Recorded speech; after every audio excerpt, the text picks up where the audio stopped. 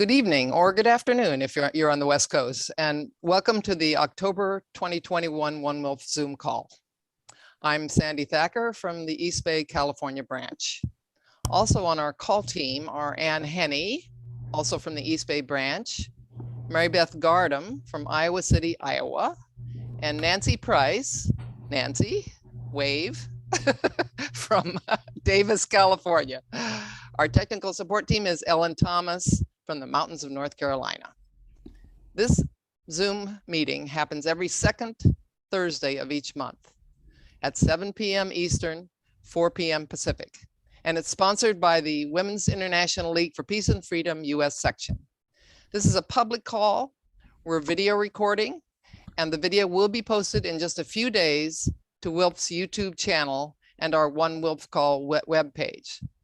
The link is in the chat and on the Textpad.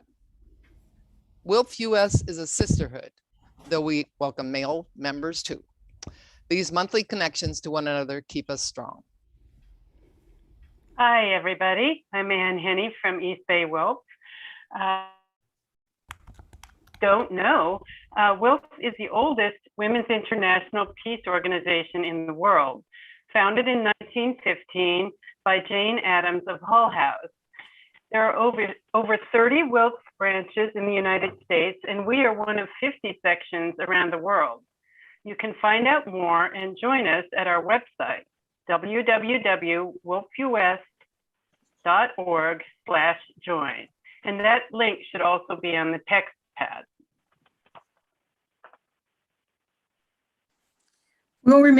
Please remain muted when you're not speaking to reduce background noise. And we'll post the agenda in the chat. And I just posted the link to the editable Textpad. You can add information under the red line.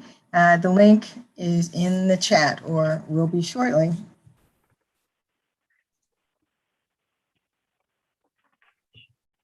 Ann? Yeah, thank you. We're especially excited about tonight's speaker because the work that Free Speech for People is doing touches on so many of the issues where WILPF members are active. So we're going to dive right in. Important and time-sensitive announcements will follow the presentation, so stay tuned for that. Founded by constitutional law attorney and longtime social justice activist John Bonifaz, Free Speech for People has been trying to get corporate money out of elections for a long time. Recent events in Seattle ignited a new and very creative strategy for strengthening our weakened and fragile democracy. We're going to cue up a short video to introduce the whole project, and then we'll speak with Courtney Hostetler, Senior Counsel for Free Speech for People, to talk more about how this ingenious and promising strategy works. So here comes the video. I think Mary Beth has got it, and it's only a little over 3 minutes. Here it comes. Yep, as soon as I get it here. I had it, but it's disappeared. Let's see.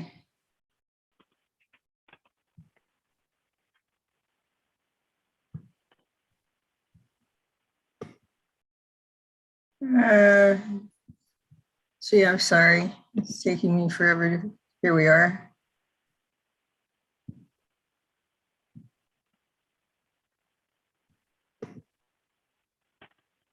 Okay, hold on just a second. There. Now I have to screen share. Share sound, share. Okay, here we go.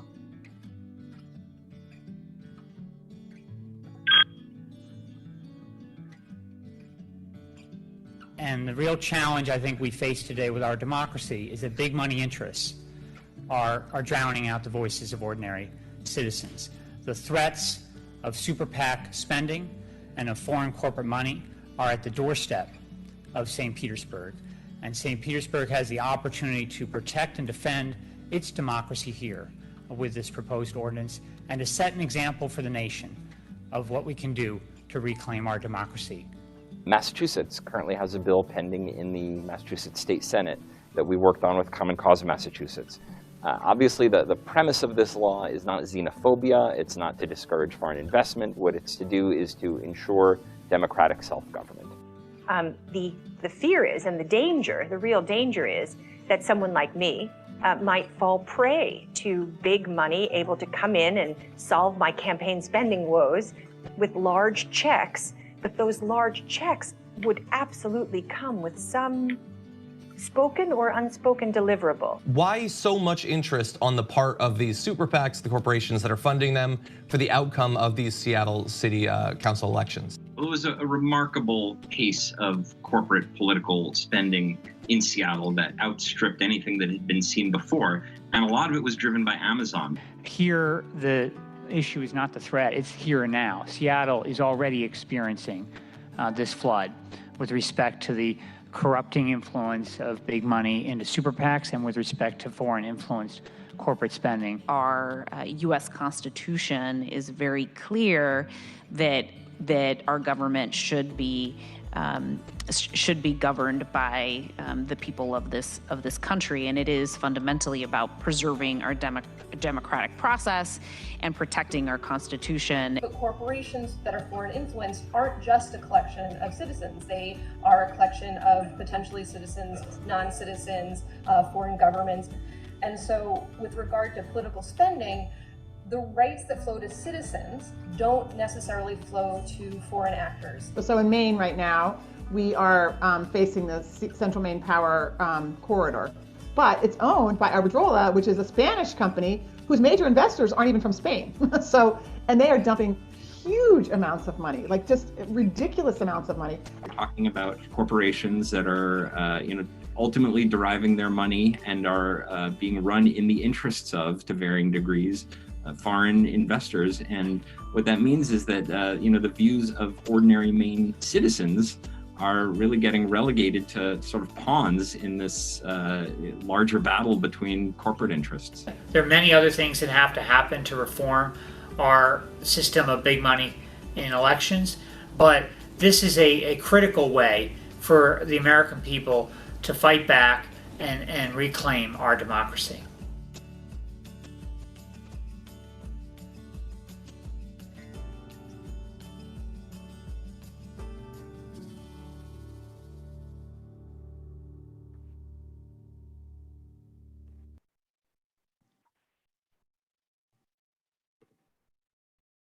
Okay, it was a great video, and you already sort of had an introduction to our speaker. I think you can see why Women, Money, and Democracy Committee of WILPF is so excited about this new legislative strategy. We used to be called the Corporations versus Democracy Committee, and for good reason. We're betting that you'll see how many of your issues can be affected by corporate dollars too, and might be improved if we could cut back the corporate money in elections. That big money influence puts roadblocks on our climate justice, women's rights, workers' rights, public banking, sustainable agriculture and food security, Middle East policy, war making and weapons trade, the extractive fossil fuel industries wrecking the planet, the effects to normalize relations with Cuba, the efforts to normalize relations with Cuba, and economic justice, rolling back the militarization of our police forces, the PFAS contamination we've been working on, our food systems reforms, nuclear weapons funding, and the bloated military budget. All those issues share sticky mortar of corporate spending that shapes them into a brick wall of corporate and banking influence and corporate power. Too often, support for racist ownership capitalism and the status quo comes from these corporate puppet masters who imagine themselves local and national kingmakers. And it's not just here in the United States. According to the VDEM Institute in Sweden, that kind of corporate influence is not unique here. Globally, autocracy is outpacing democracy, with 87 nation states now classified as autocracies. That's about 68% of our world population careening towards increased lack of faith in elections and rule of law. So we have a lot to lose globally if we don't address this in the United States. So we know why we want corporations to stop buying our elections. Let's hear more about how this new creative strategy developed, how it's going in the states where it's been introduced, and what we can do to help advocate for it in our own communities. Before we welcome Courtney Hostetler, Senior Counsel for Free Speech for People, we remind you that there will be time for questions and answers for Courtney. So be sure and note your questions in capital letters in the chat as she speaks. Courtney, welcome. Please tell us more. Thank you so much for bringing me on to speak with you today. I'm really pleased to be here to discuss the work of Free Speech for People to limit the role that foreign influenced corporations are playing in US elections. And this is part of our organization's broader goal to take big money out of US elections, and in doing so, ensure that the strongest and most influential voices in our elections belong to the voters. So as you saw from the video, in early 2020, we helped pass important legislation in Seattle that prohibits foreign influence corporations from contributing funds to Seattle elections. The law basically creates a bright line foreign ownership threshold. So if a single foreign entity holds 1% or more of a US-based company, that company is prohibited from spending political dollars from its corporate treasury on the Seattle elections. The prohibition would also apply to US companies in which more than one foreign entity owns an aggregate of 5% or more stake in the company.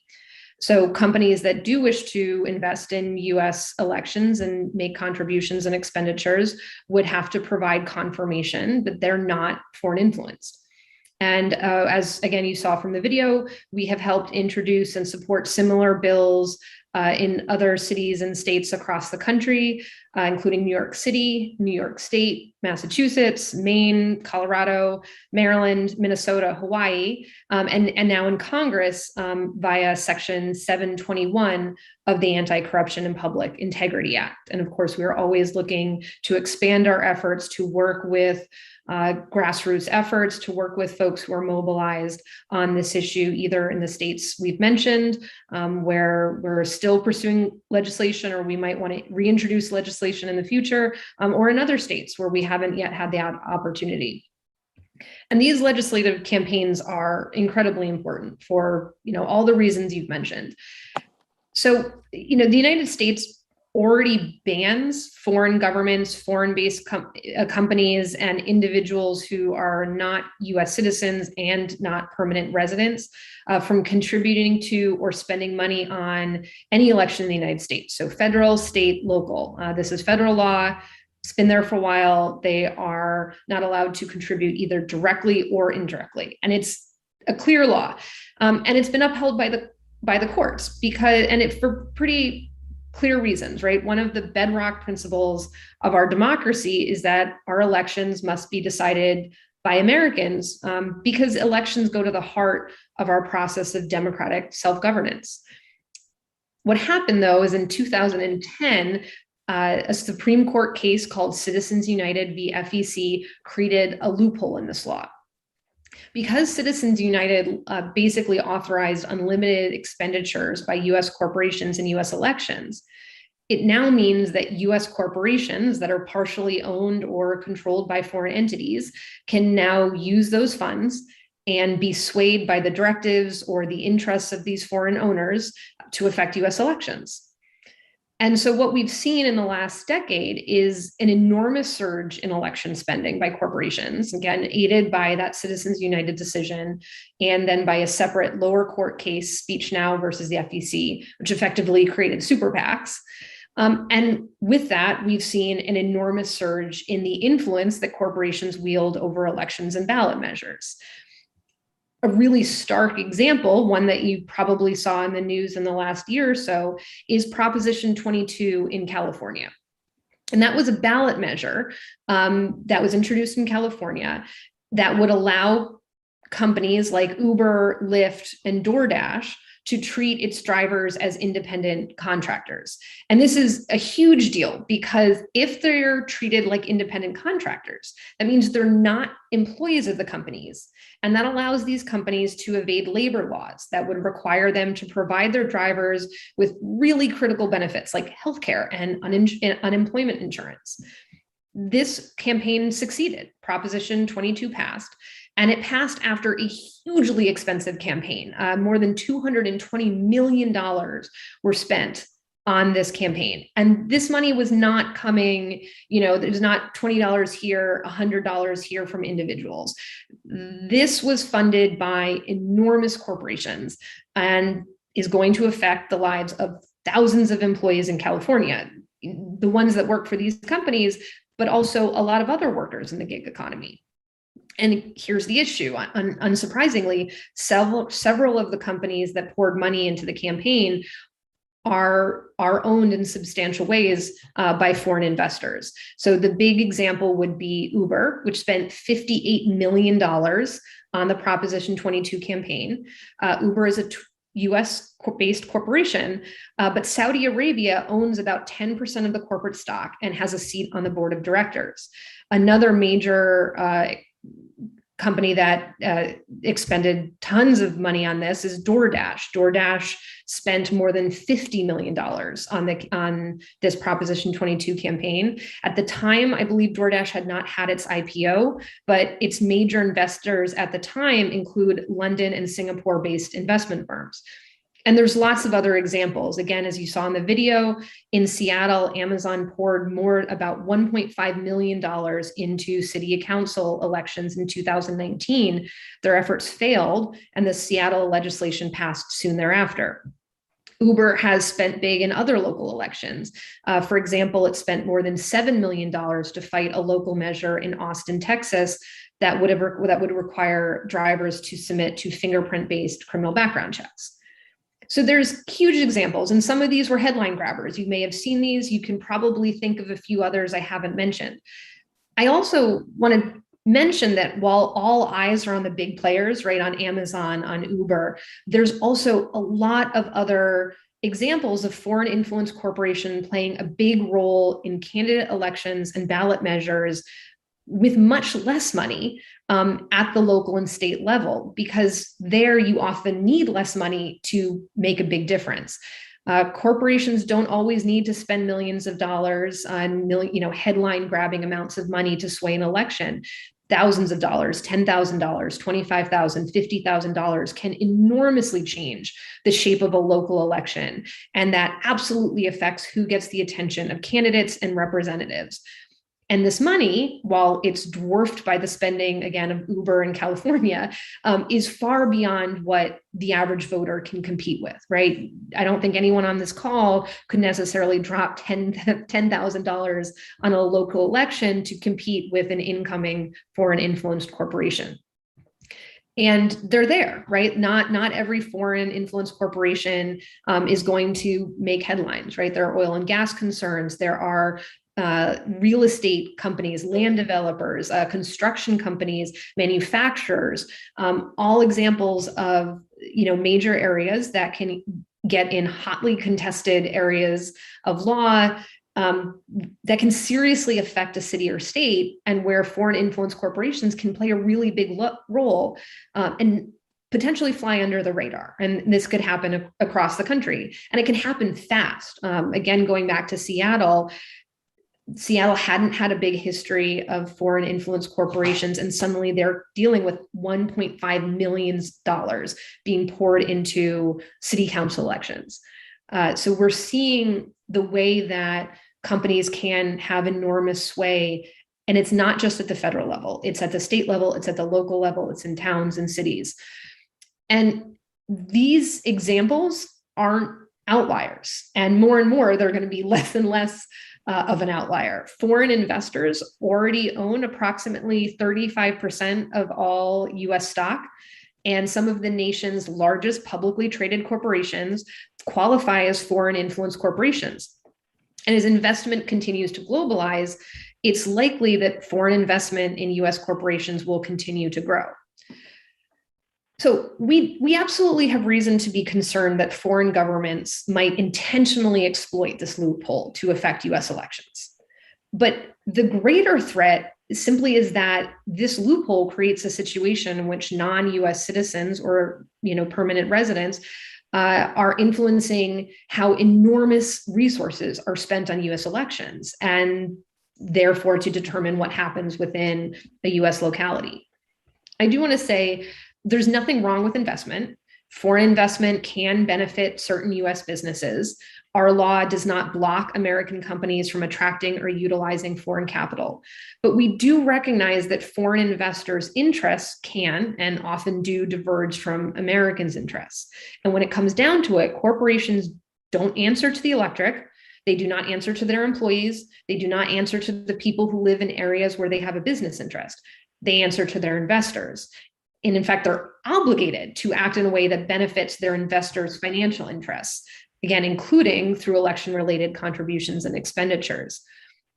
Indeed, back in 2005, the CEO of ExxonMobil proclaimed quite clearly, I'm not a US company. I don't make decisions on what's good for the US. And this is a direct quote.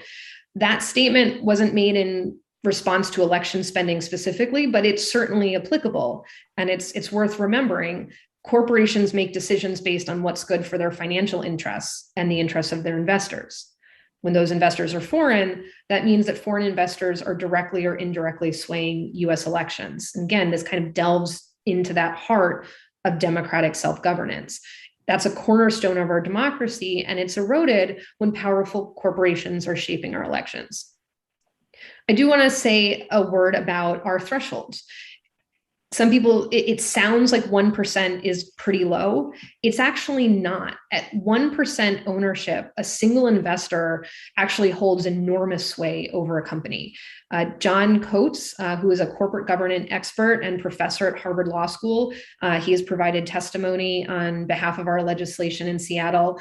He has explained that a 1% voting share gives shareholders the ability to influence corporate decision-making. Boards of companies listen and engage with people who own 1% share of the company. Robert Jackson, commissioner with the US Securities and Exchange Commission, has agreed 1% shareholders definitely wield some influence.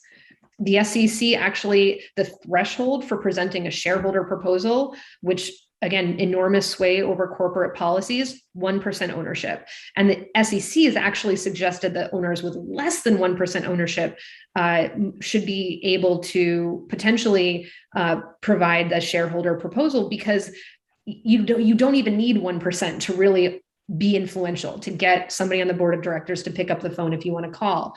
And it's pretty easy to understand. I mean, imagine what would happen to a major company stock if 1% owner just suddenly drops all their shares. That is not an outcome publicly traded companies want to deal with. And so as a result, 1% definitely becomes a threshold at which owners can hold enormous influence. And I think the critical piece here is they don't even need to actually pick up the phone and make a call. They don't need to actually wield their influence. It's enough that they have the opportunity to wield the influence. It's enough that they have the power, because that means that corporations are going to be sensitive to their preferences and to the goals of these investors. And in the end, how does this look to voters, right? What kind of environment does this create for voters who are looking at elections? Unlimited corporate spending and the pouring in of literally billions of dollars of potentially foreign capital into US elections via US-based corporation creates opportunities for corruption, but it also creates the appearance of corruption. It creates situations in which voters are wondering who their legislators are listening to. It jeopardizes the trust that voters have in our democratic processes, and it makes voters reasonably question the ability of their legislators to be faithful to the interests of their constituents when their campaigns rely heavily on contributions and expenditures by corporations, particularly foreign influence corporations. I would also note in closing, I've offered just a few examples today of the way that foreign capital is finding its way into US elections in significant ways, but it's really just the tip of the iceberg. For more examples and for more information on these issues, I'd recommend that you check out a great report written by Michael Sozan at the Center for American Progress, a great organization we partnered with on these legislative efforts. The report is called Ending Foreign Influenced Corporate Spending in the US. Again, has some great examples and really delves into the thresholds that we've proposed with this legislation. I'd also recommend, if you're looking for more information, that you check out our website. The video that was played is on the website, but we also have, op-eds that have been written on behalf of the legislation, testimony by experts in the field, the copies of the legislation itself, and more information on where we're going and where we're currently working. And to that end, again, it would be fantastic to work with you. It would be fantastic to work with, anyone in the field in some of the states we're currently in. It would be great to talk to you about states where you might want to get involved. We are, very motivated to look at the city and state level to really address this loophole and close the loophole at the city and state level, as well as the federal level. So there's really up and down. Calling your legislatures in Congress, incredibly important, but I don't want you to forget that city councils exist and are dealing with this influx of money and in dealing with this influx of issues. I can close it up there and leave some time for questions. And certainly if there's anything I haven't addressed, happy to do so at this time.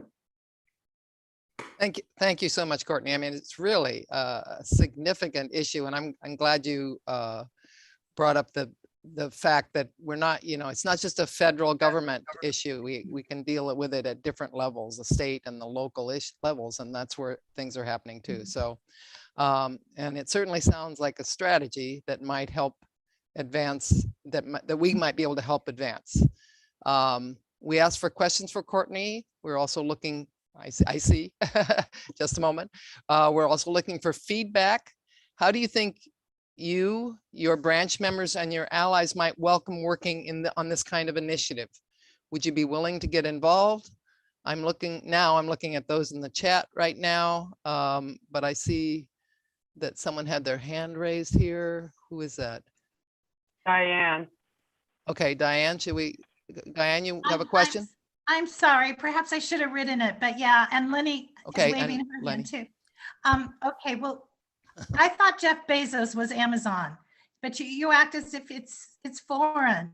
So is he not the sole owner? So a lot of companies, they go through IPOs where they basically attract investors, they attract shareholders.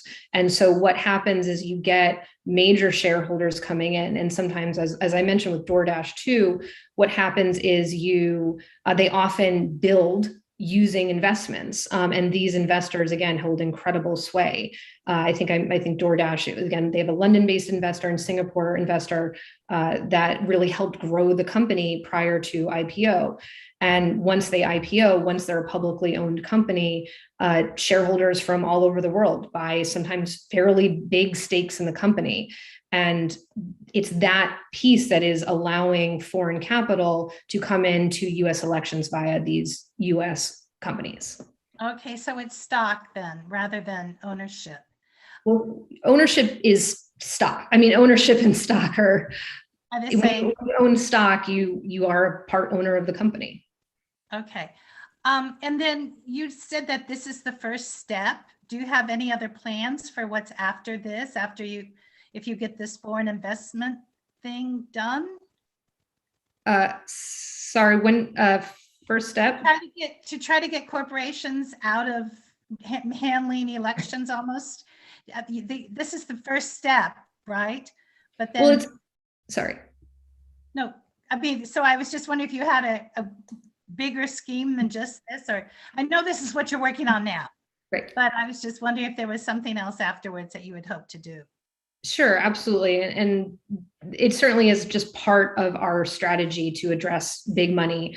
One of the other issues we're working on is ending super PACs.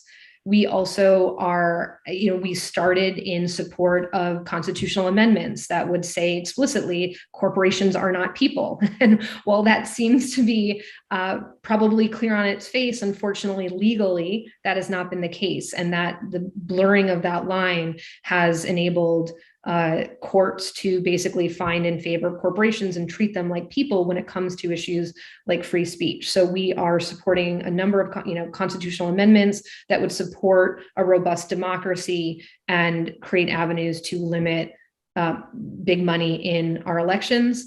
So we do have a number of different projects where we're focusing on what it would take to take big money out of elections. This is one piece of it. And I'd be happy to chat further with you about that. And then also our website has a ton of information on it. So we have quite a few people who are interested in, have a question or a comment. Lenny, Lenny B. Gomez Reeves? You're on. Oh, okay. There you Sorry.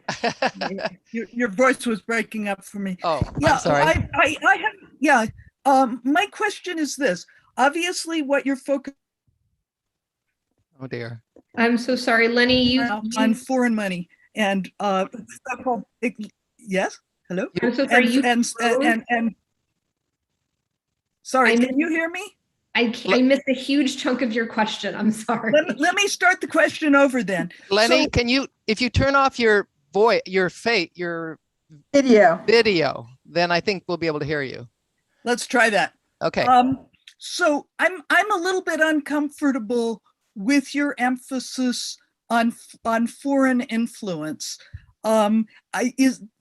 Because in real life we all know that US-based corporations have terrible influence on public policy, on elections. We really do know that Amazon is a US-based corporation.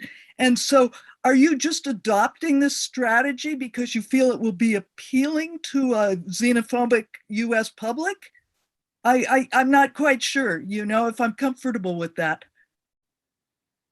No, absolutely not. So we're really focusing on money coming in through US elections and focusing on that influence, right? This is not, and I think this is a real issue. This is not about speech. It's not about free speech. It's not about the ability of folks who are living in this country, visiting this country, to engage in the political discourse, to address important issues, to have a say.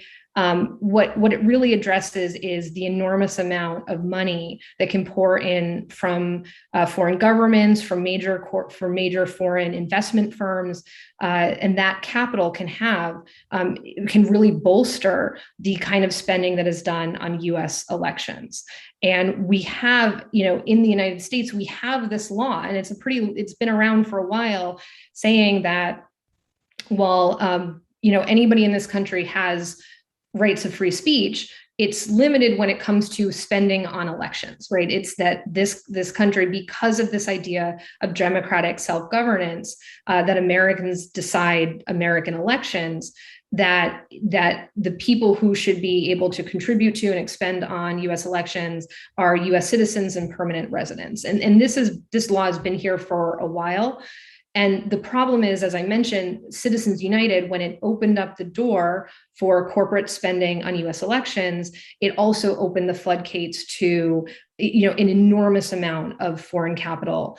So you see the problem as being the foreign capital and not the power of corporations primarily? I'm just trying to sort this out. Well, I see it a little differently. Well, we are also kind of working within a legal framework that we currently have. And what we have now is Citizens United, which says that corporations have the rights to give lots of money to US elections. Yeah, right? Well, this is a pretty sophisticated politically bunch. You don't really need to explain that Citizens United exists. Okay, sorry. Thank you. Okay.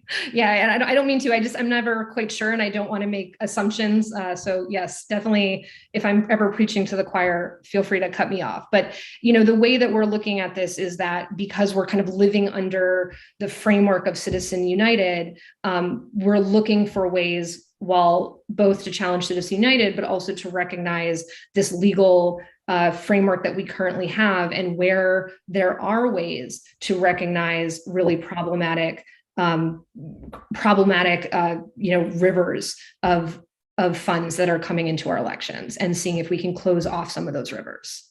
Apparently, 98% of our country's biggest corporations have a good percentage of foreign ownership. So if this strategy is successful, the hope is that 98% of our corporations would be affected and would not be able to spend like drunken sailors on our elections. So it's kind of a backdoor policy. And I suppose that the fact that it is trying to get foreign money out does appeal to people on the other side of the aisle who tend to react in a very knee-jerk reaction about foreign investment. They have no problem shipping jobs over to China, mind you, but they don't like the idea of other countries telling us how to do things. So I think that this particular strategy holds a lot of water. It could provide some limits, even if it was a counterbalance to what's going on now. I see a lot of hope in it myself. I'd also like to flag, sorry. Go ahead, Courtney. I just also like to flag that the legislation is focused on corporations. And so it would not, for example, affect a nonprofit. So it would not affect a nonprofit that employs or has, non-US citizens in decision-making capacities. The focus is really on the amount of money that is coming in and is really boosted.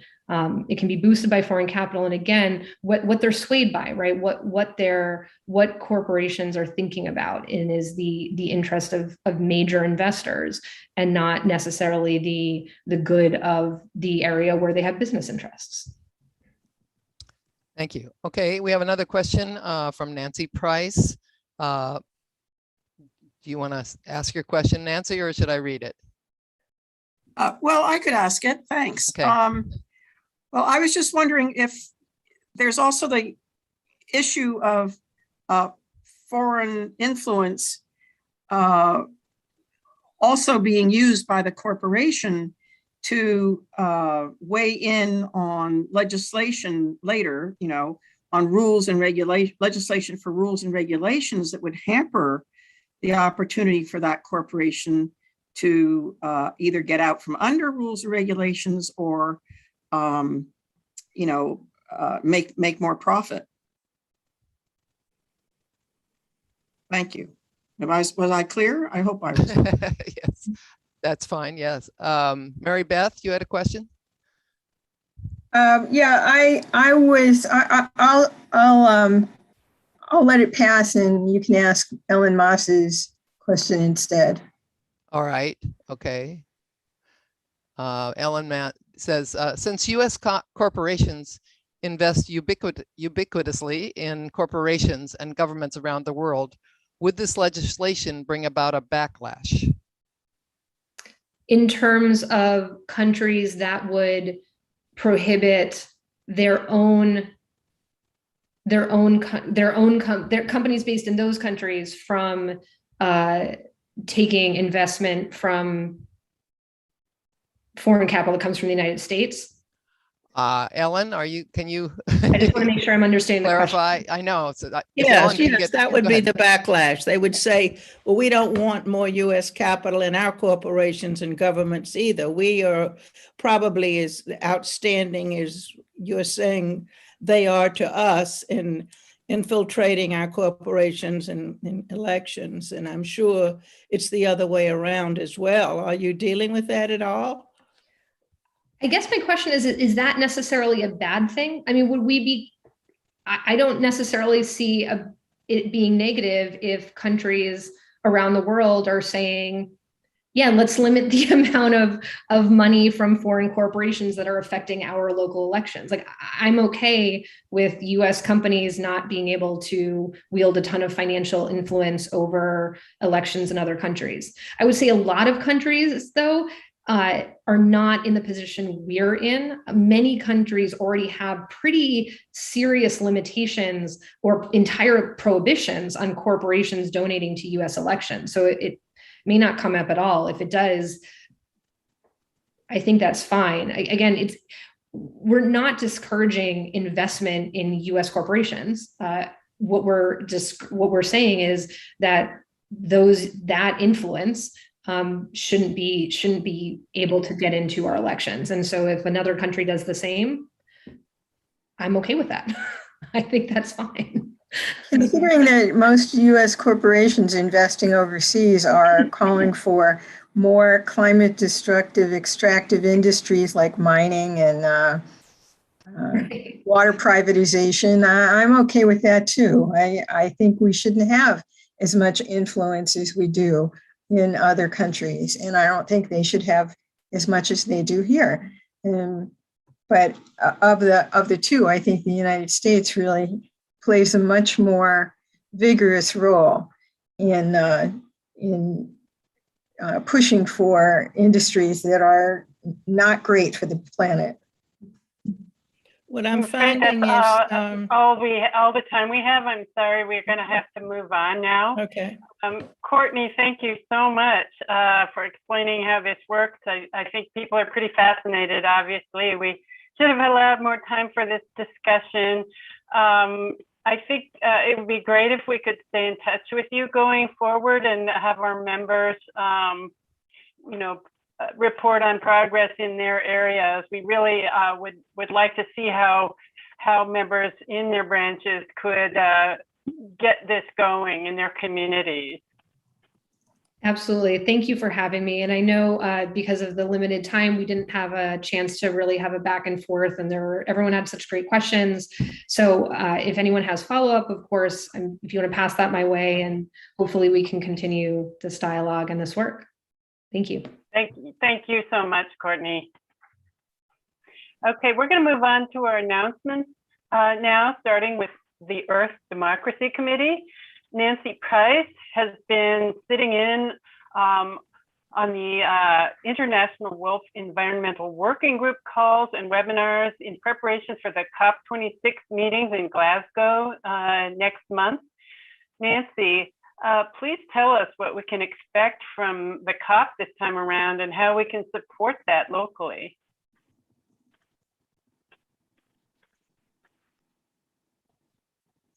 You got to unmute yourself, Nancy.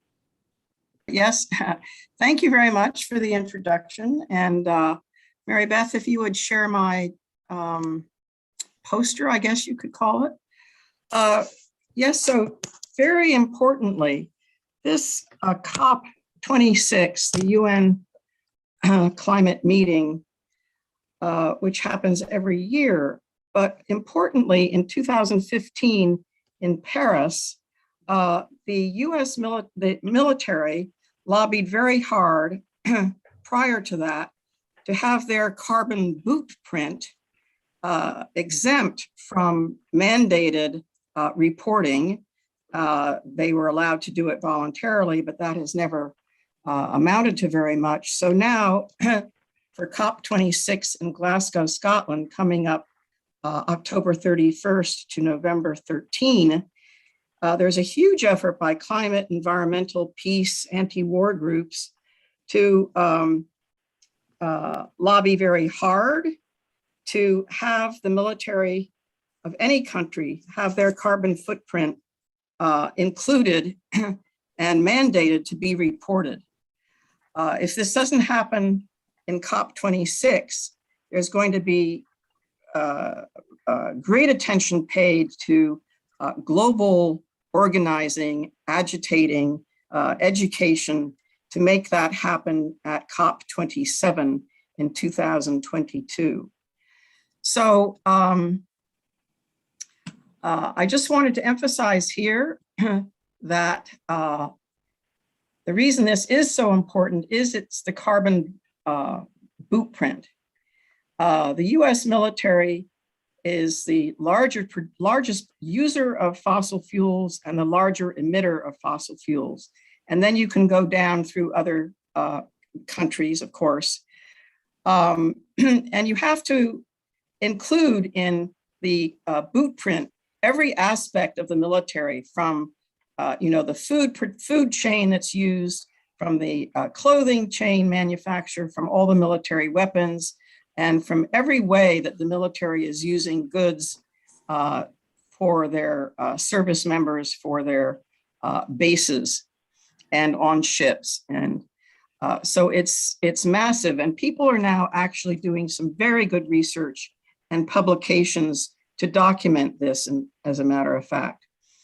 So as you're probably aware, the real problem here is trying to keep the temperature rise below 1.5 degrees Celsius or 2.7 Fahrenheit. Going over those two benchmarks really place us into the red danger zone and tipping point for catastrophic climate impacts. As we've all experienced, the recent floods and tornadoes, the fires in California, terrible droughts across the globe. And so rising seas, the personal impacts on individuals, families, communities. So it's essential that we rein in the military carbon boot print. Mary Beth, if you'd scroll for me, thanks. So in Glasgow, there's going to be a delegation of WILPF International's Environmental Working Group. They'll be there for the 2 weeks. And people have been very hard at work to designate November 4 as Climate and Military Day, November 9, Gender Day, when feminists from all the delegates who have come from many countries, although it's been very difficult for those from the African countries to not only get visas, but find the funds to be able to travel. So there may not be as full a complement from the African countries. And then November 7 to 10 is the People's Summit. And as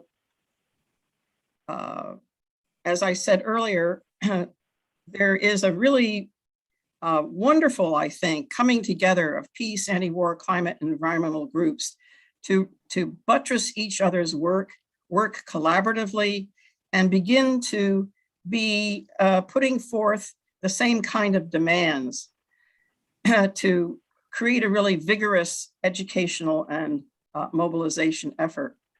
Part of the solution is to move the Money to Human Needs campaign, which we need to vigorously work on in 2022 as we go into the midterm elections. And we need to be very wary, particularly the US military is talking about how they can green the military.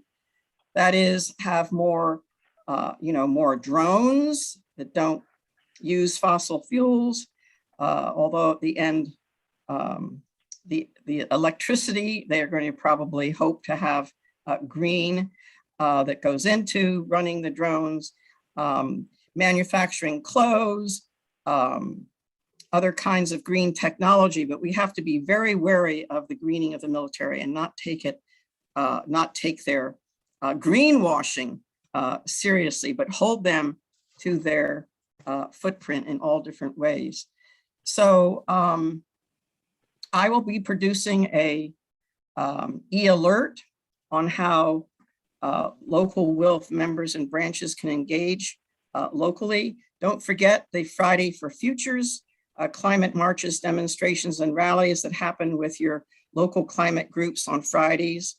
And Mary Beth, if you just scroll a little more, here are some suggestions for hashtags: uproot the system, the military, industrial, financial, congressional system, military system, no more empty promises, and fossil fuel, decarbonize, demilitarize, there's no planet B, system change, not climate change, So you can get out there, make your own signs, go up to WILPF US to, what is it, Mary Beth? Support materials and use some of the banners that we have, our Climate Justice, Women and Peace banner, People and Planet Before That link is in the, banner.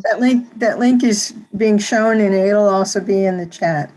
Yeah, so there are lots of ways to create your own materials or use ours that are on the support materials website and really get out there. It's very important to show solidarity now over this period of COP26.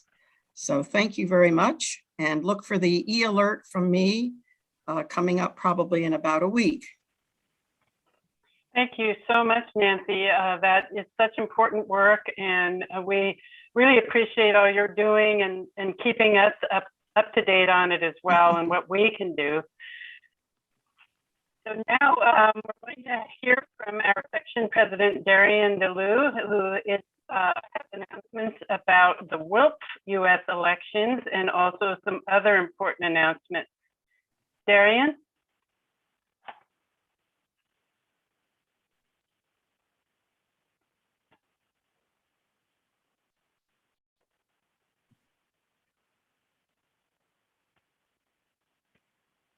I hope she's here. Okay, sorry, I turned on my video, but I didn't unmute. That always helps very well. So I wanted to tell people about a number of upcoming events, and I'm trying to make sure I stay within my time parameters, and I'll just do my best. So I put a number of these items into the text pad, and I'll add more information shortly. I have to track down some of it. But I'll start from the bottom to say that I just today heard about a documentary film that I think many WILPFers will want to see. It's called The Boys Who Said No, about youth-led resistance that ended the draft and helped end the Vietnam War.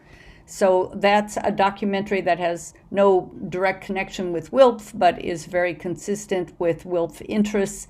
I've put the URL in the text pad. There's 2 events this week. On the 15th, there's an opportunity to watch the film. And on the 17th, there's some whole big event that includes watching the film. In both cases, there is a cost involved. Also, many people are already aware that we have program meetings, program committee meetings each month on the first Tuesday of the month.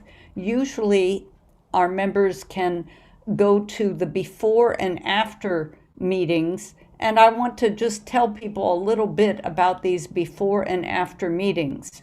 It's an opportunity for anyone in WILPF to have a brief chat with me. These are half-hour events that occur immediately, half an hour before the program meeting and half an hour after the program meeting. Of course, I didn't put in the time, but I shall. The program committee meeting starts at 5 p.m. Pacific, 7 p.m. Central, 8 p.m.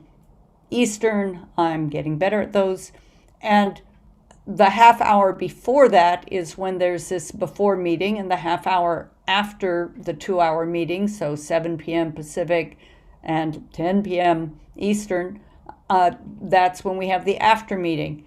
That's a chance to ask questions about what you just saw or about what's coming up. It's also a chance to talk about any WILPF matter. I especially love it when people say, how can I get more involved? I want to get active on the national level. I want to get active on issues. And this is your chance. Talk to me. I know about 10 zillion committees. We have a place for everyone. And I want to encourage people to plug into leadership. I think WILPF has a potential to be a very effective and important national organization because WILPF has a capacity to be loving that I have not always found in other groups. And it's not always loving in WILPF, but I think we are much more a personal connection-based organization. So it's very exciting. The situation in Afghanistan, we had Madeleine Rees, our WILPF International Secretary General, talk to us at our Congress in August. She referred to what's going on in Afghanistan. As I say in the text pad, the situation is deadly with the U.S. sanctions. Many of you will know that the U.S. has sanctions in over 50 countries around the world. And in every case, these sanctions are really hurting the people in those countries, not their governments, not their leaders. Yet the U.S. persists in these very destructive sanctions. In Afghanistan, it means that the sanctions right now have frozen all kinds of financial assets of the Afghani country government. And that means they can't get money. They can't get money to buy food. They can't get money to buy medication. They can't get money to pay their teachers. These are all serious problems. And it doesn't work to say, well, we allow in medical aid and humanitarian aid. We don't. It gets far too difficult and complicated for aid agencies to do that. And it's extremely costly for people to have to ship stuff by air in from another country when you can electronically send money and presto, you have cash to buy these things from a neighboring country instead of from Europe. So that's in the text pad also. We're in a very exciting time at National WILPF right now. After a great deal of effort, we have decided to hire a new fundraiser, and that position may be extended to include a part-time executive director. As your very overworked president, I am really exhausted because we don't have someone fulfilling an executive director role. It's difficult. So if you know someone who has the qualities to be a good fundraiser executive director, please contact the Personnel Committee. I'll put their email address in the text pad. It's personnel-committee@wilpfus.org, but I'll put that in. Also, if you happen to have a background in personnel, in human resources, in union organizing, or you're just interested in being on the Personnel Committee, we would love to have you join in this national committee. So please contact me about that. I'm always reachable at president@wilpfus.org, and I will put that in the text pad also. We are also hiring a new editor for our monthly e-news. We have plans to have that person in place by the end of the month. So if you know someone who might want to be interested in that position, again, contact the Personnel Committee. The address will be in the text pad. I just want to let people know we have new branches in the South. One of those new branches is the Fannie Lou Hamer branch, abbreviated in the text pad to FLH. They're going to be sponsoring a human rights conference on December 11th. That's a day after, the Saturday after Human Rights Day, UN International Human Rights Day. Should be a really interesting and good conference. So watch for the November e-news article about that. Right now you can save the date. It's expected to be about 4 hours long. And I forget just when it starts in the morning for Pacific time, but hurrah, it's some reasonable hour like 10 or 11 a.m. and then some corresponding time in the East. But as a Californian, I don't like to get up at 8 a.m. on a weekend, so I appreciate their thoughtfulness. Very important, we have the closing tomorrow of the opportunity to apply to be a candidate for our national board. We could use a lot more candidates. WILPF members should have received an e-alert telling them all about how to apply to be a candidate and more. I will be putting in the text pad information about the special candidates webpage where you can learn about candidates' qualifications. I'm not going to put in the URL, the address for that webpage, because it's secret. Only WILPF members get to know about our incredibly good candidates. So you'll have to watch for your e-alerts and your e-news. That information will be there, and we'll see about trying to get that information out sooner. but voting is coming up. And right now, as of today, we had only 2 candidates. We have about 7 openings. So please consider, it's too late to nominate anyone, but you don't have to be nominated. Any WILPF member who's been a member for 24 months can apply to run for a board position. You have to commit to a lot of things. And finally, in my remaining minute, I wanted to let people know about a really interesting panel conversation I was privileged to attend yesterday of National Peace Group leaders. The U.S. Peace Council is one national peace group, and they organized this gathering of peace group leaders. We had people from the BAP, what does it stand for? Anyway, the Black Alliance for Peace. Thank you. Black Alliance for Peace, from Code Pink, from Veterans for Peace, from World Beyond War, from UNAC, which United National Action Committee, perhaps, and more. So we had a very good representation of a wide range of peace groups. The talk is, it's time for the peace movement to get together and show its strength, that there are chinks in the armor of the national military huge spending budget. For once, the U.S. public has seen what happened in Afghanistan, has seen the money poured down the drain. I'd like to think there are other reasons people would oppose wars, but money speaks to people. In the past, year after year after year, Congress has increased that military budget. Peace groups are uniting now to stop that, to change that. No longer will we see those just unspeakable increases and this whole idea of Space Force and extending the military into space, devastating climate effects from every satellite they send up there. The whole G5 system is for military uses far more than cell phone uses. Some of us wondered why there was such a big deal around G5. It's all about the military. So we had a very exciting conference yesterday, not conference, but we conferred.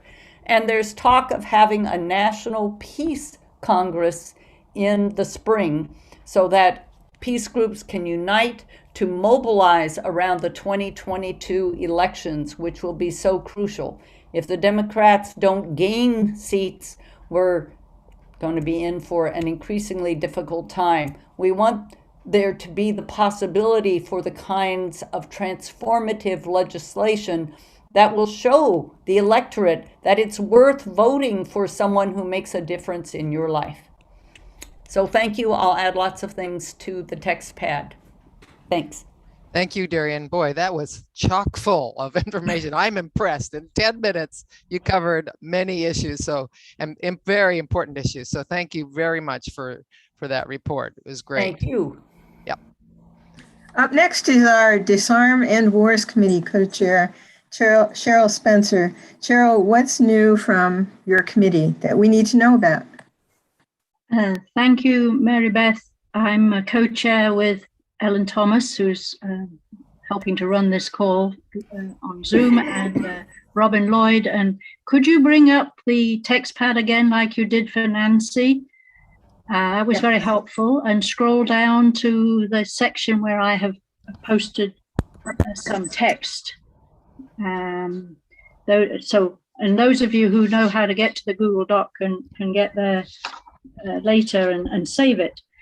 So we became aware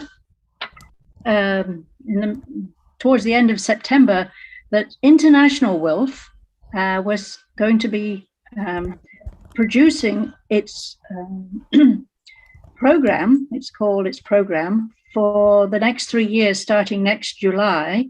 And the program was going to be presented at the International Congress that will be virtual, coming out of Australia next July. I knew very little about international, I must admit.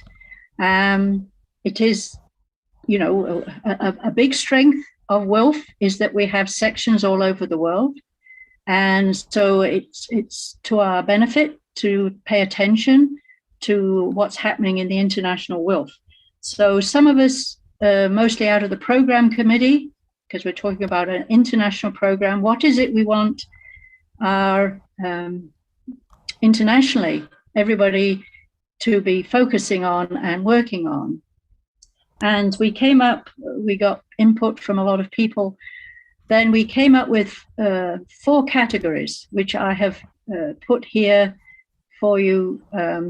The document that we have now submitted to this process that's going on out of the WILPF Secretariat in Geneva had 8 pages, but I've just given you some headlines here. So this is a summary.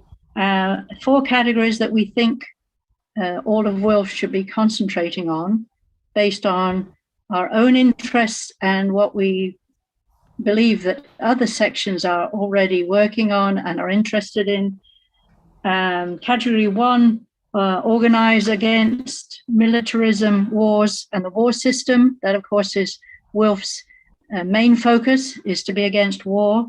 Category 2 is we want WILPF International to facilitate and enable multi-section partnerships to work on women, peace, and security. We would like to work with more other sections, and we need the Secretariat. Those are the people sitting in Geneva, the paid staff, to help us coordinate and work with other sections. And category 3 is to advocate for reaching the Sustainable Development Goals by 2030. These are the goals that UN has set out. Many of them overlap with our activities. And so a lot of work's gone on those, but we should pay more attention. And the last category is amplify feminist solutions for peace in all conflict areas. As we know, there are conflicts going on, not always called war, but they're conflicts, people are dying, and we would like more women to be we would like diplomatic solutions to some of these conflicts and feminist solutions with women at the peace tables. And so that's another category that we suggested be part of the international program of WILPF. All the other sections are also inputting their ideas. And so this is an ongoing process. So for the next 2 or 3 months, the people at the Secretariat are going to be looking at what are the sections saying. They're going to be trying to, bring them together, find where there's overlaps, and generate this program.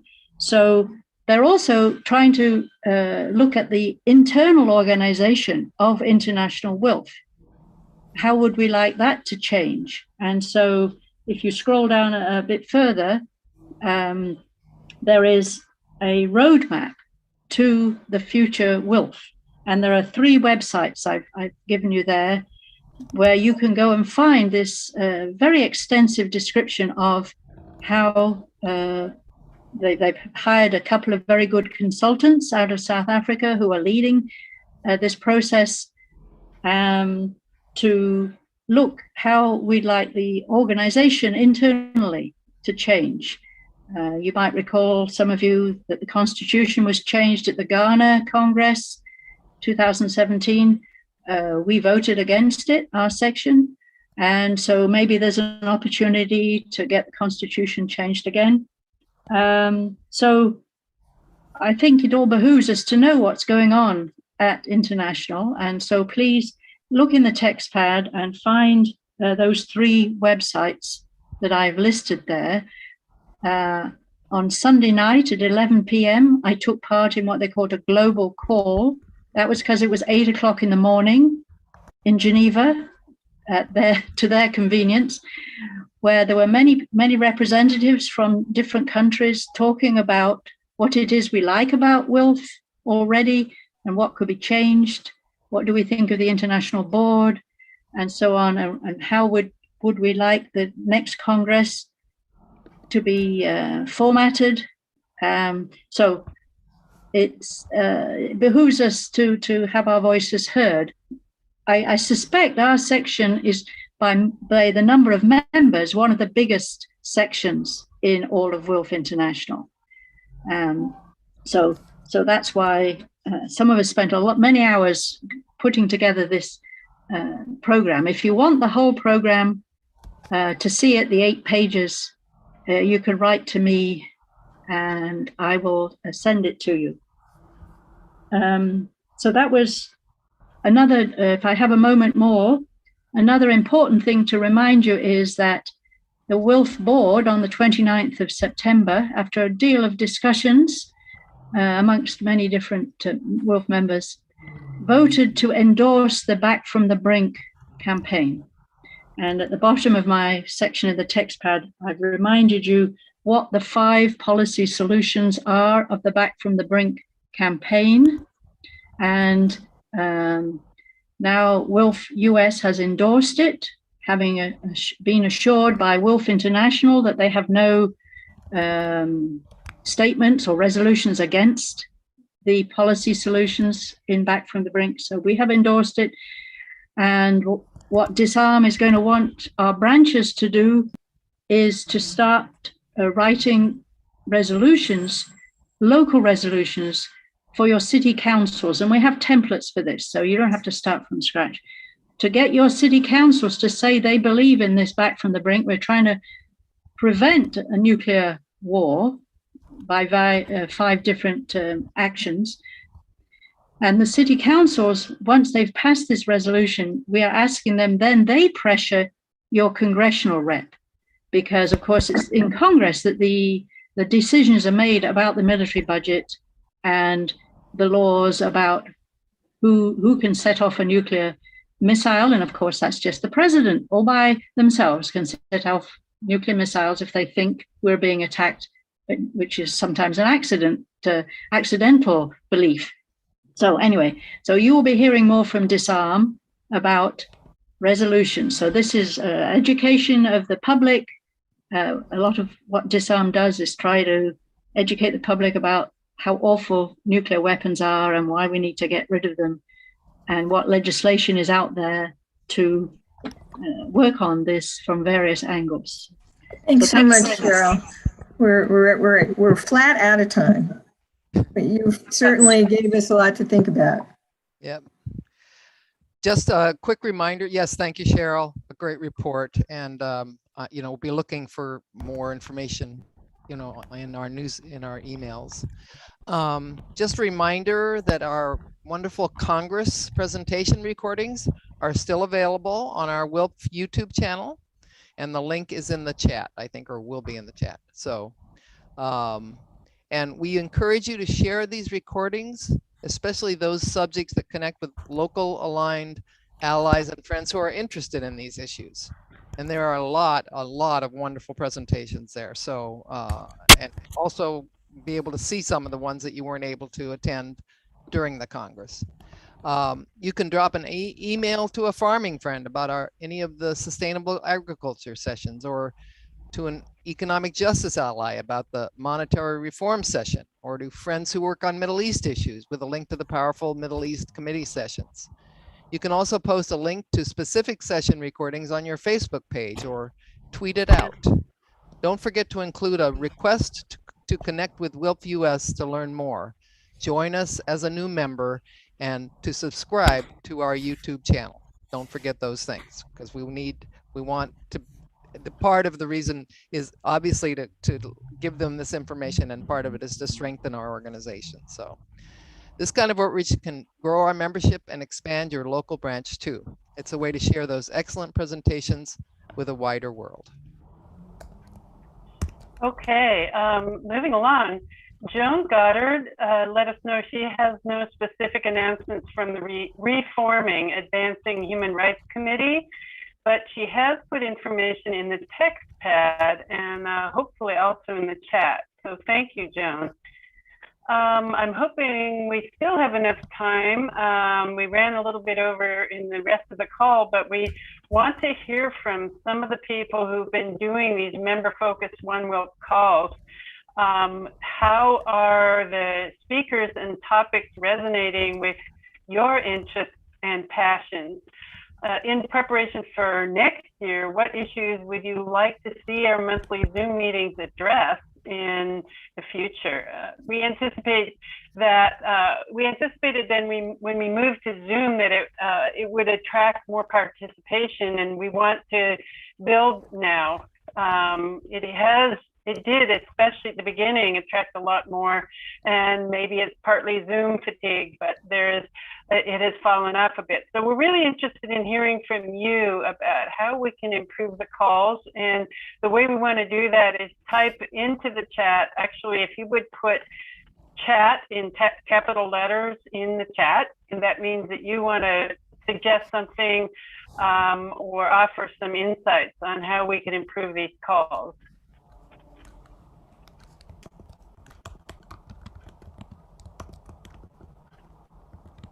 I think one thing is it would help us if we could get those last minute reminders out with the link. I think a lot of people were casting about trying to find that email a few days back that had their link. So we'll try to figure out how to remind people just before the call starts, maybe an hour or two ahead of time. But do people have other ideas? What are you looking for from these calls that you're not seeing? Do you have suggestions for other topics later on? Tell us what would make you want to recommend these calls to your fellow branch members, or even to allies in your community that might be interested in joining us?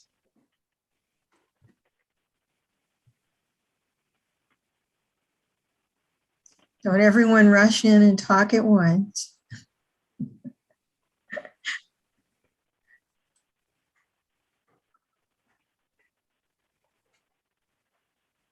Okay, Cheryl, could you elaborate on that?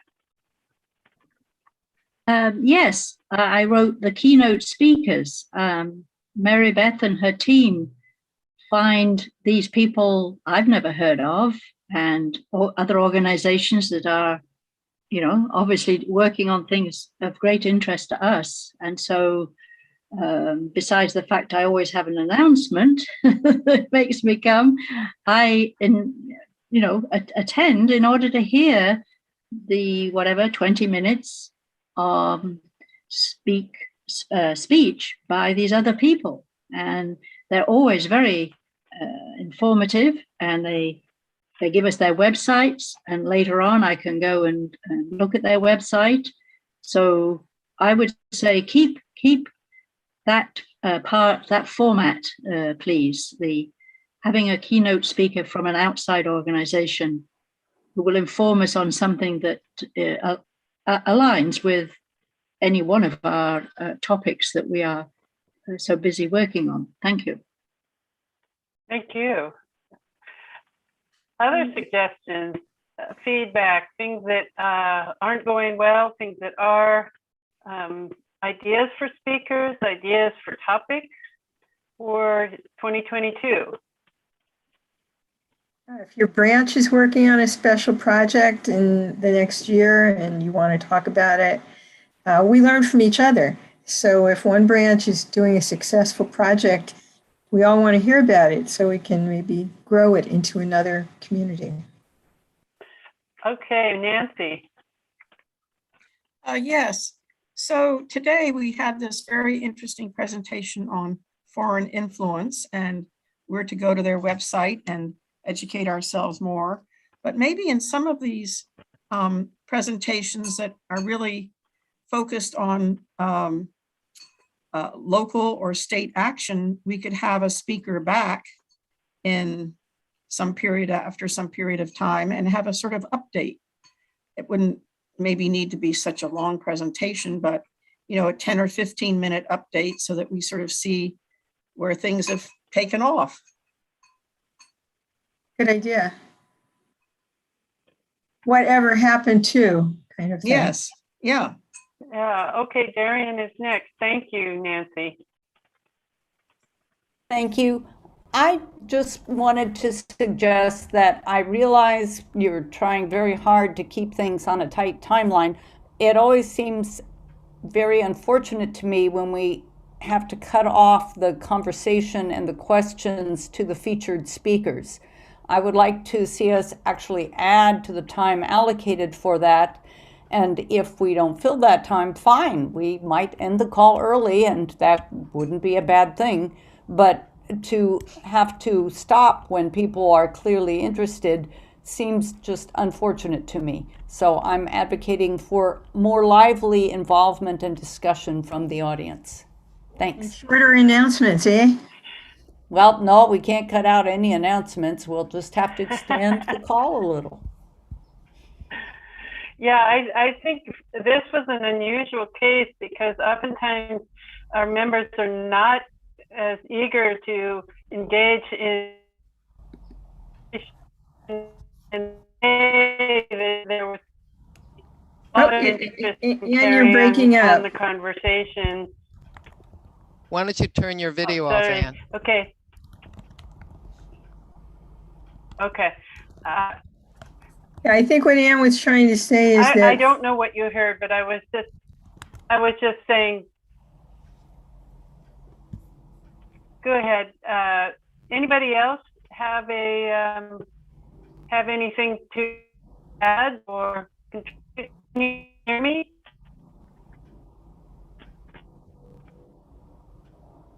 Okay, I think we've closed this section Okay. down. Okay. I mean, I think it's an opportunity for people to maybe go back to their branches when they have branch meetings, and also try to gather from those meetings what might be of interest, you know, what they would be interested in terms of One WILPF calls. And you can certainly email Mary Beth about that, and you know, we'll take those.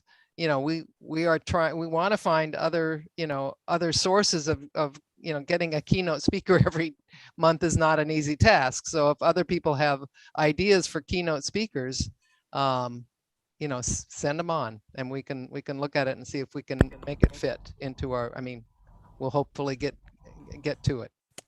So Lenny says that having to pre-register is a barrier for some people to join the call. So, I think we do that to avoid the potential of Zoom bombing, but it's something to consider. Maybe we shouldn't make it so difficult for people to join us. Thank you, Lenny. So, yes, that's what people mean by chat, Ellen Schwartz. If you'd like to say something. I don't know whether I can. Barbara Nielsen had wanted to say, perhaps we are missing the boat when we have speakers from possibly kindred organizations. We tend to do our work siloed without taking advantage of joining forces and work in conjunction with other like organizations. I feel like by having these speakers, what we're trying to do is find ways to work together. But Me too. I'm not sure. That doesn't make a lot of sense to me. But these speakers and glimpses into other organizations and invitations to work more closely with them is a way to get out of our silo.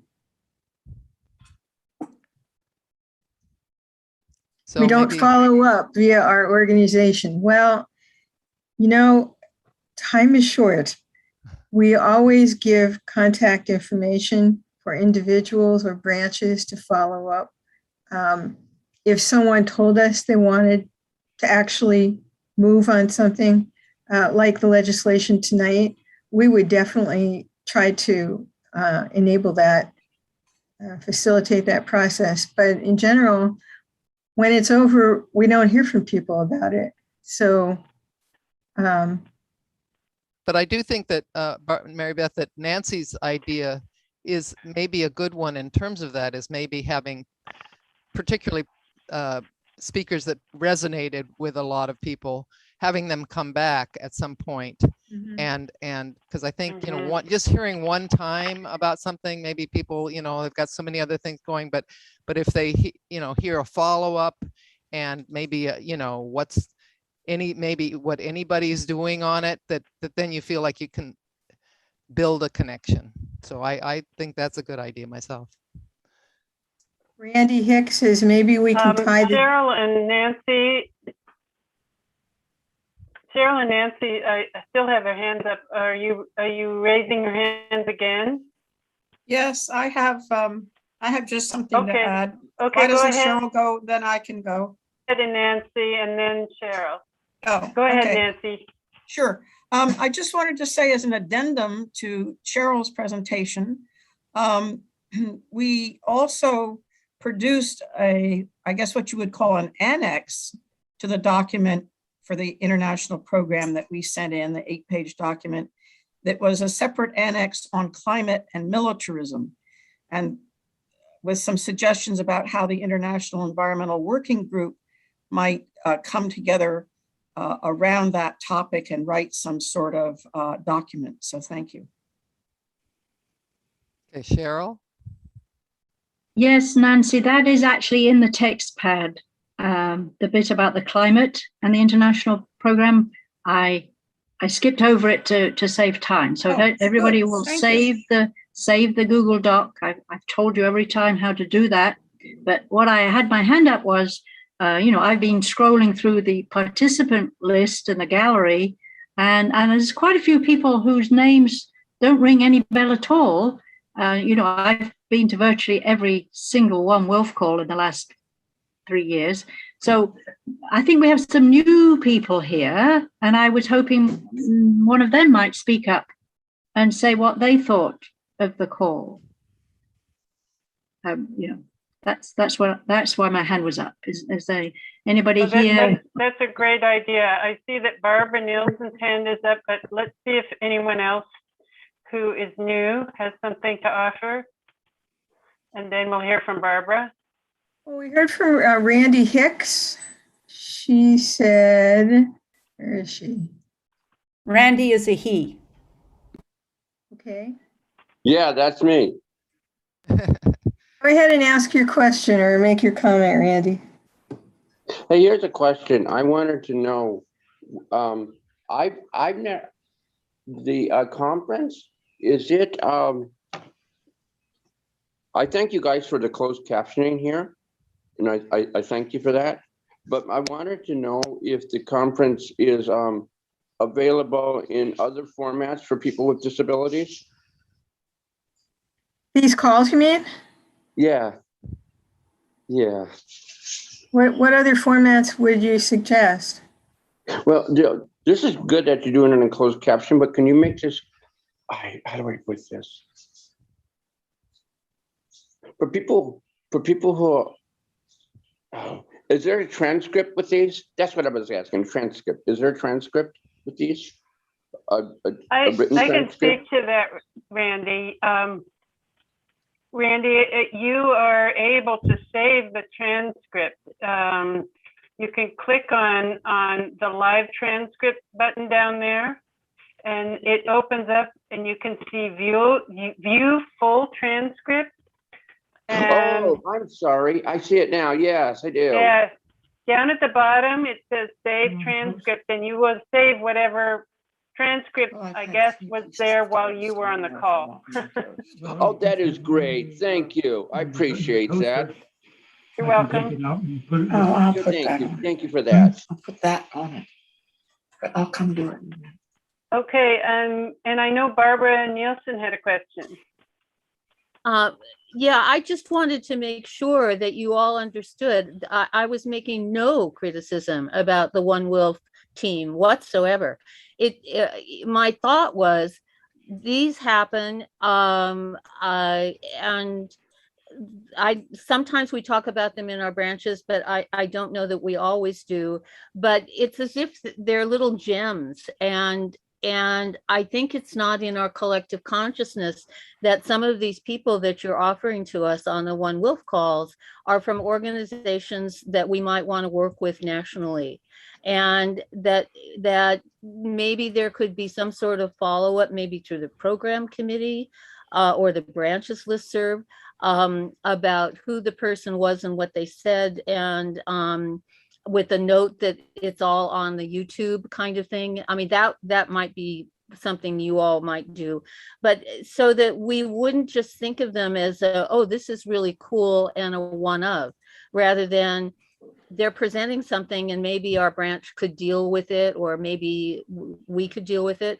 So that we look at it a little more holistically than just thinking this is something you all do and you put a lot of work into, but we're not connecting it throughout the organization. But I didn't mean you weren't. I know because of Sandy and Henny how the incredible amount of work that you all do, and it shows even if I didn't know those two. But I cast no asparagus whatsoever on the amazing work that's being done by the One WILPF call people. So thank you. I just wanted to make that clear. Thank you, Barbara. And I wanted to add that I think that it's speaking for the team. We do go through that conversation at least several times a year of how can we have some kind of a programmatic approach which has some kind of pattern to it, so people know what to expect, and a good mix of outside speakers, hearing from the branches, hearing from the issue committees, maybe even doing some planning. There's many different approaches over the years that we've considered. And one of the things that I'm interested in hearing about from many of the folks that are here who have been the people who come all the time and are really stalwart is to what extent do you feel that the progress and growth in other parts of WILPF have in some ways lessened the importance of these calls, or in some ways perhaps compete now that many other issue committees are having fairly regular calls? Is it harder for the One WILPF calls to have relevance? That's sort of a general question, but I'm curious what other people think. Ellen has her hand up. Ellen Schwartz. Yeah. Go ahead, Ellen. As I watch my battery life drop here. Yeah, just to go back to being able to, I don't know if the dogs are going to let me say this, being able to remind people who have previously registered. I don't know how this is set up, but it is possible to set it up so that if you've registered for one, you've registered for the whole series, so your registration stays active, and then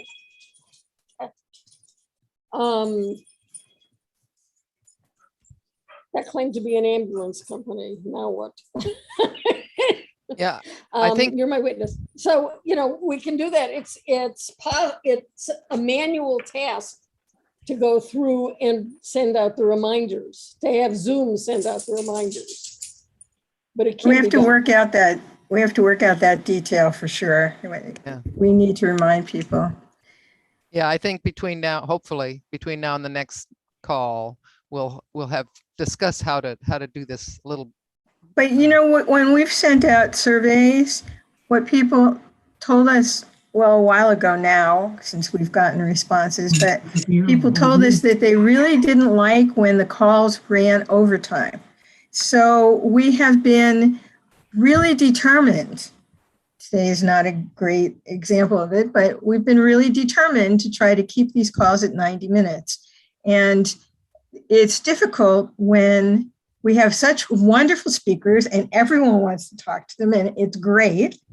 And at the same time, all of us want to do our announcements. So you know what's going on next week or next month, and you're ready for it. And balancing those two things and still ending at 90 minutes is It's a tightrope, guys. Yep. Okay, so this is Randy, and I'll tell you what the county does. We have people send announcements in advance. You would put a notice up and says, as you register for this conference, can you please, if you have an announcement of an event coming up, please send that to in advance. That way, you could have either the person who is running the Zoom meeting to put the announcements up, or you could have somebody who's running the conference themselves and read the announcement and say, we have an event coming. These folks have events coming up. And then that way you don't take time to stop the meeting to do the announcements. That's the same thing. Or you can save them or you can have a slot at the end of them. So we've done it 3 different ways. And as the breakout rooms, that was the other thing I wanted to ask you about. If somebody wants to be in a particular topic in a particular time, did you guys, I'm sorry, I may have missed the conference, but did you have breakout rooms where people could just say, hey, back before pre-demic, we used to have a conference and then people would go to separate rooms to talk about their favorite topic, and then they would all gather back in the big room again. Do you guys have that kind of capability? We can do breakout rooms. Usually, not always, but I would say 85 to 90% of the time, most of the information on these calls is really directed to everybody. So where we would break into breakout rooms perhaps is like tonight after Courtney spoke, we might have gotten into breakout rooms to talk about what you could do in your area about this legislation. Yeah, that's kind of what I was thinking. And like you said, and again, about the announcements, just say, hey, if you have an announcement, send that, please send that. And then you can have it read either at the end of the meeting. At the end of the meeting, people don't have to say, I have an announcement. You just go, we have announcements from these folks. And that's what they do. That's what they do, Randy. Yeah. That's what they do. That's already on board, Randy. Okay. Good idea, though.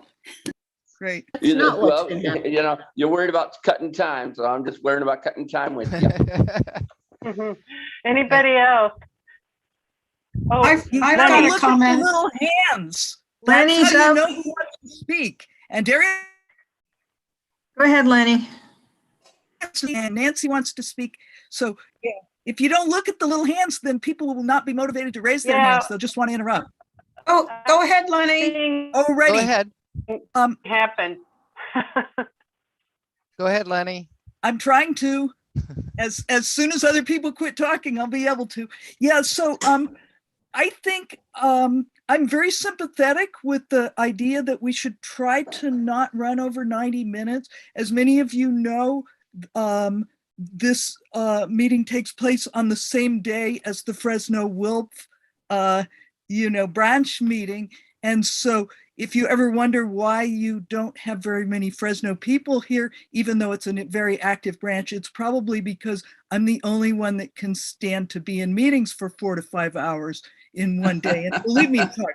And I also wanted to say that I'm trying to sort of build up a backlog of ONE WILPF calls now while Fresno WILPF is still on Zoom, because once we go back to in-person meetings, I'll no longer be able to attend these, and I will really miss it. So take care of yourselves. The way the pandemic's going, we're going to be seeing each other for a long time. Yeah. So. Yeah. Okay, Nancy, you're up. Okay, so very quickly, I've been contemplating this aspect of you bring an idea or a project or a local action forward, and then what happens? So in Earth Democracy, we're developing this new program on blue communities, which is based on a local resolution. And I'm just wondering if the program committee or let's say Earth Democracy, we want branches and members to get very excited about blue communities. So we might ask one person on our leadership team to become a blue leader. And that person might call branches, might find maybe one or two branches might do something locally, and then we match them up, and then we, sort of expand the outreach. So it just seems to me that there is this sort of, what would you say, chasm that a lot of these wonderful ideas kind of fall into, and then you hope somehow they come to life, however they come to life.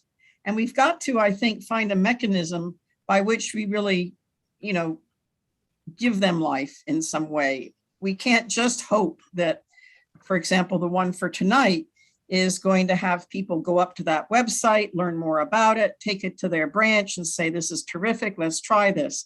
So there's something we could maybe chat about on some other call or together to figure out what that is, how we can improve that connectivity in some way. I think in Earth Democracy, we're really going to be trying to figure this out. I'll let you know what we figure out if we do. Thank you. Thanks for that, Nancy. Anyone else have their hand up or ready with another? Sorry? Darian? Go ahead, Darian.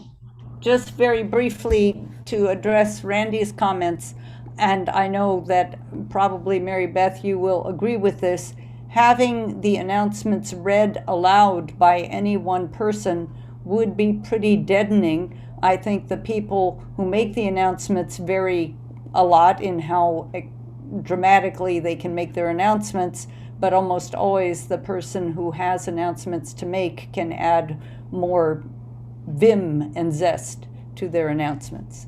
Thank you. I have one other thing to say is that nobody has mentioned in this conversation solidarity actions. That was one way that we took and Cheryl, I mean, had a very successful, worked and got a lot of people involved in the solidarity actions around Hiroshima, Nagasaki, and all kinds of petitions and all kinds of things. So it isn't like we've never followed through. I mean, there have been following through, but that has been the mechanism that we've used historically to try to get branches involved in a particular issue. So, I just think that might be something we want to look at in the future. Good point. Good point. We haven't even talked yet about solidarity actions in 2022. I would vote for this legislative piece because, geez, it touches on everything we work on. But, I don't get to decide these things myself. So we'll have to keep talking about it. I think that we've pretty much devoted our chat time to the soapbox period. So does anyone have anything else to say outside of our major question about the calls? Is there anything else you want to bring up before we end the call tonight? Well, don't forget, January 21st, I think, is the Citizens United decision that came down to the Supreme Court. So we could have a solidarity action on January 21st. That's a great idea. It's also the date of the entry into force of the Treaty on the Prohibition of Nuclear Weapons. Yes, so we could have two solidarity actions, Part A and Part B. Or we could use the anniversary date for Citizens United to kick off the legislative initiative across the country to get corporate money out of elections by this kind of backdoor foreign investment piece. I have to say, I think most of the folks on the right are embracing this because it's about foreign corporations. I myself am not terribly excited about having the Saudi prince deciding on United States policy myself, but in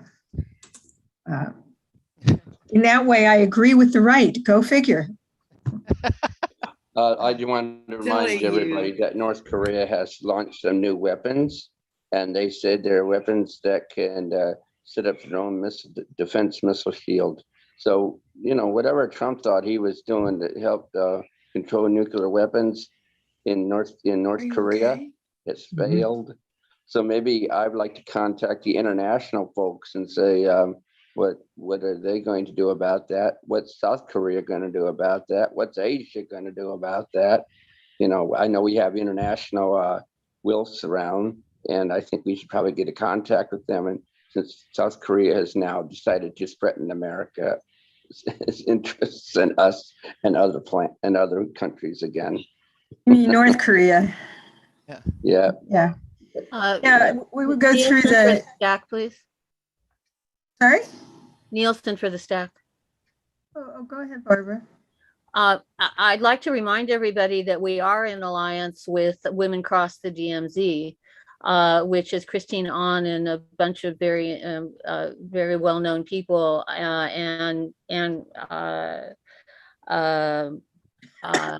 I'm totally spacing on Ann Wright's last name. Thank you very much. And Gloria Steinem and many others who are in WILPF on trying to dealing with the unification, although they're not saying it that way, of Korea. And we have ways of contacting North Koreans as well as South Koreans.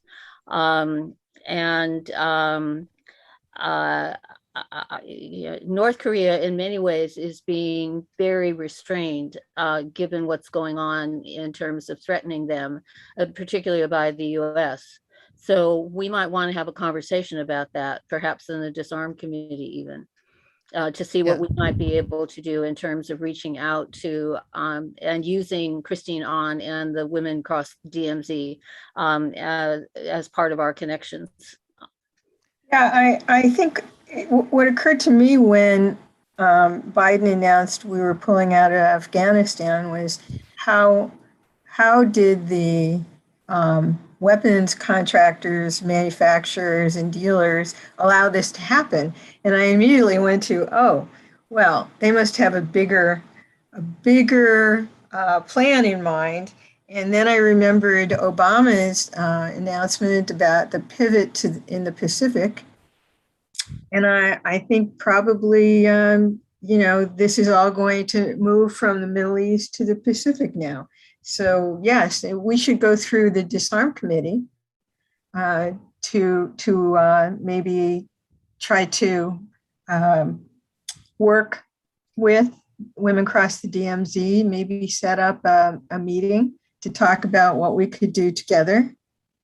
Sounds like a great idea to me. Thank you, Randy. Okay, so they have a feminist peace initiative. It's extremely interesting. Yes. Well, are we going to wind up here? I think we could continue with some of these discussions in the time afterwards. What is it called? Soapbox. Thank you, soapbox. So thanks everyone for being part of this conversation and also for all you do in your communities for peace and justice. I mean, I know that sometimes, you don't jump right in here, but we know that everybody on these calls is doing a lot in their communities, is working hard on the issues that are relevant. So thank you very much. And we want to especially thank our speaker, Courtney Hostetler today, who is from Free Speech for People. Our next One WILPF Zoom will be on November 11th. Be sure to put it on your calendar and help us promote that call within your branch and among your larger public community of allies and friends.